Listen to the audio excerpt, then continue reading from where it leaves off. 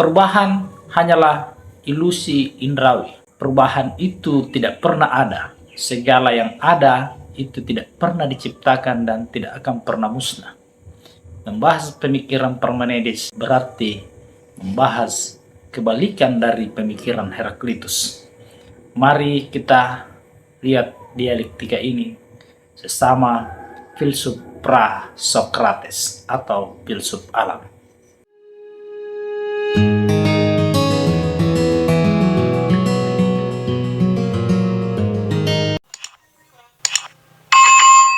Parmenides lahir di Elea sekitar tahun 515 sebelum Masehi.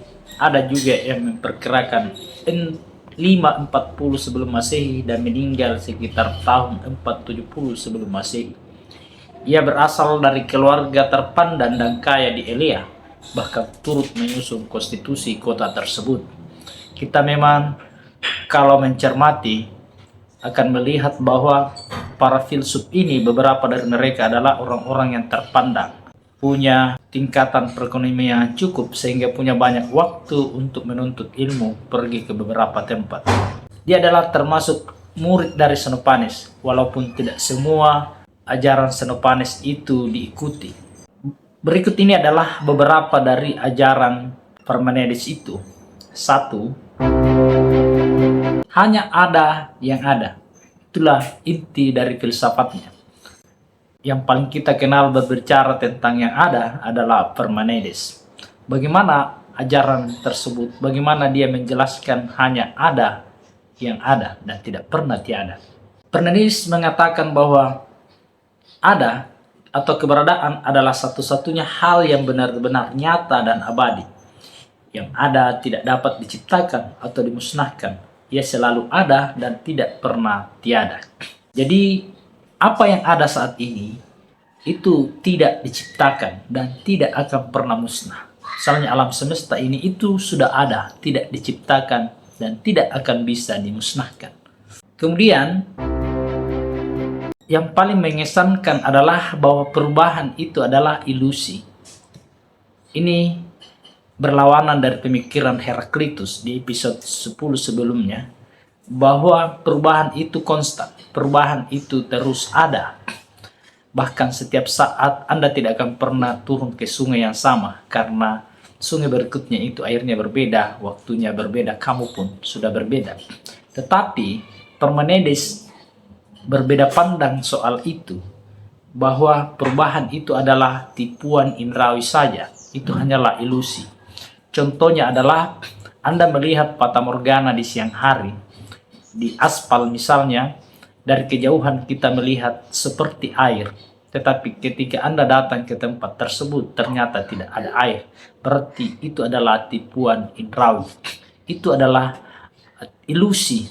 Sebenarnya tidak ada perubahan. Hanya karena indrawi kita yang menganggap bahwa ada perubahan di situ, kita melihatnya secara nyata. Padahal tidak ada perubahan. Kemudian yang ketiga adalah satu dan tidak pernah berubah.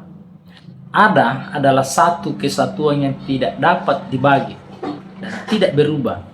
Ia adalah satu kesatuan yang utuh dan abadi. Jadi kalau Heraklitus mengatakan bahwa manusia misalnya kadang ada yang baik, kadang ada yang buruk. Manusia saja itu berubah, kadang menjadi orang yang jahat, kadang menjadi orang yang baik. Perubahan itu terus ada, tetap ada. Tetapi Parmenides melihatnya secara satu kesatuan, yaitu manusia. Perubahan yang mengatakan bahwa kadang baik, kadang buruk, itu adalah indrawi kita yang mengatakan. Tetapi manusia itu ada dan tetap ada, tidak akan pernah musnah. Apalagi kita kenal bahwa Parmenides ini adalah orang yang pertama kali dikenal sebagai yang meluncurkan pemahaman metafisika. Kemudian yang keempat adalah jalan kebenaran versus jalan opini. Parmenides membedakan dua jalan pengetahuan. Jalan kebenaran, the way of truth, atau rasio, yaitu sebuah ajaran yang berdasarkan akal budi, cara berpikir. yang mengarah pada pemahaman tentang yang ada yang tidak berubah. Kemudian ada jalan opini atau doksa, the way of opinion. Itu berdasarkan panca indera yang mengarah pada persepsi tentang dunia yang terus berubah dan penuh ilusi. Jadi pada prinsipnya indera kita itu menipu. Perubahan itu tidak ada. Hanya karena kita yang menganggap perubahan itu ada padahal sebenarnya tidak ada. Itulah pemikiran Parmenides yang luar biasa. Meskipun berlawanan dengan Heraklitus, kita hanya melihat dinamikanya. Kita mesti hanya paham sejarah pemikiran itu dan mempertajam akal budi kita sendiri dalam hal ini. Dan Parmenides punya karya, yaitu karyanya dalam bentuk puisi panjang yang berjudul tentang alam atau Periphrasis, yang sebagian besar isinya telah hilang namun sejumlah fragmennya masih bertahan. Itulah yang menjadi informasi ke orang-orang sekarang untuk mempelajari ajaran Parmenides ini. Dan pengaruh pemikirannya sangat berpengaruh pada perkembangan filsafat barat, termasuk bagi filsuf besar seperti Plato.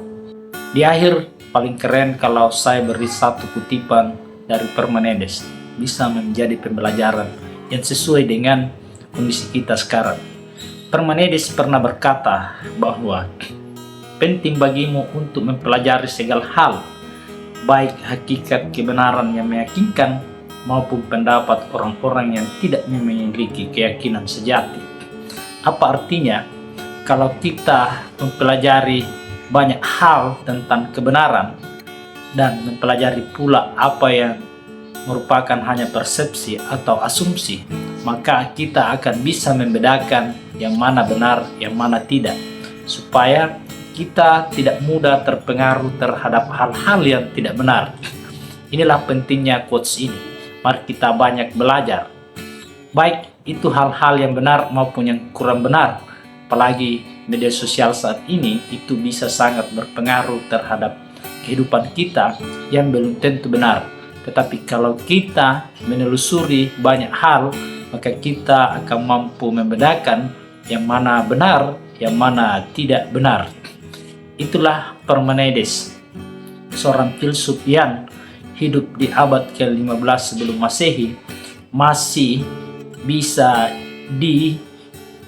dijabarkan pembelajaran yang dia berikan sekarang. Tergantung kita sekarang apakah kita mau mengambil itu sebagai hikmah atau sebuah pelajaran atau tidak. Tetapi alangkah baiknya kalau kita bisa praktikkan hal ini. Percuma kita banyak informasi yang baik kalau kita tidak bisa mengimplementasikannya. Di Indonesia ini angka buta hurufnya itu hanya di sekitar 1,sekian persen saja. Tapi persoalannya adalah dia membaca tetapi dia tidak mengerti apa yang dia baca. Kalaupun ada yang mengerti tentang apa yang dia baca, tetapi dia tidak bisa mengimplementasikannya. Kalaupun bisa mengimplementasikannya, tetapi kadang kurang konsisten. Pada akhirnya apa yang dia pelajari itu kurang berguna. Maka kembali lagi bahwa integritas untuk membangun diri sendiri, untuk mencapai sebuah tujuan, itu harus dikuatkan. Saya kira demikian. Assalamualaikum warahmatullahi wabarakatuh.